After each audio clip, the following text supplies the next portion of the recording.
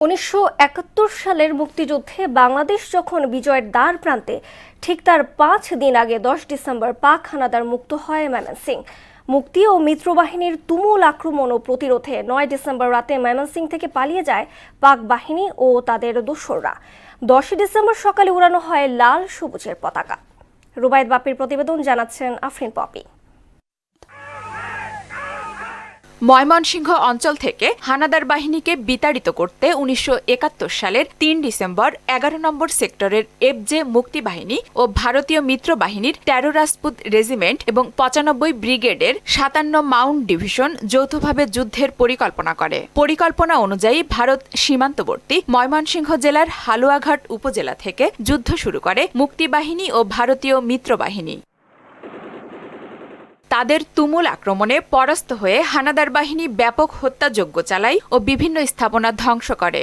মুক্তি ও মিত্রের যৌথ বাহিনীর তুমুল যুদ্ধে টিকতে না পেরে ৯ ডিসেম্বর রাতে টাঙ্গাইল হয়ে ঢাকার দিকে পালিয়ে যায় পাকিস্তানি হানাদাররা। ১০ ডিসেম্বর সকালে হাজারো মুক্তি জনতাকে সাথে নিয়ে ঐতিহাসিক সার্কিট হাউস ময়দানে বাংলাদেশের লাল সবুজের পতাকা উত্তোলন করে ময়মনসিংহকে হানাদার মুক্ত ঘোষণা করে মুক্তি বাহিনী ও ভারতীয় মিত্র বাহিনী। ৯ তারিখ শেষ রাতে পাকিস্তানিরা পালিয়ে গেলে মুক্তিযোদ্ধারা চতুর্দিক থেকে ময়মনসিংহ শহরে প্রবেশ করে। বিজয়ের আনন্দে আমরা সেই দিন দেখেছি মানুষের কি আনন্দ, বাঁধ ভাঙা জোয়ারের মতো আনন্দ। স্বাধীনতা সংগ্রামের ৫৪ বছর পরও মুক্তিযুদ্ধের কাঙ্ক্ষিত সাফল্য আসেনি বলে মনে করেন রণাঙ্গনের বীর মুক্তিযোদ্ধারা।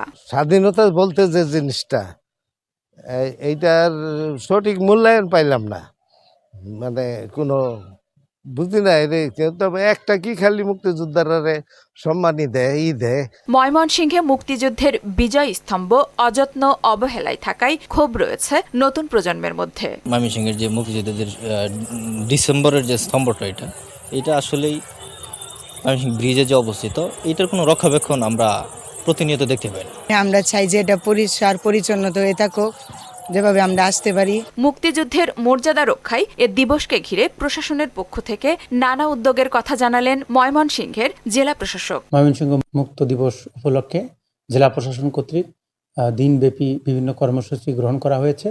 দিনের শুরুতে জাতীয় পতাকা উত্তোলন, পরবর্তীতে বীর মুক্তিযোদ্ধাগণকে সাথে নিয়ে একটি বর্ণাঢ্য র্যালি আয়োজন করা হয়েছে। ১৬ ডিসেম্বর চূড়ান্ত বিজয়ের ঠিক আগে ১০ ডিসেম্বর ময়মনসিংহ মুক্ত হওয়া ছিল একটি বড় অর্জন। আফরিন পপি, মোহনা সংবাদ।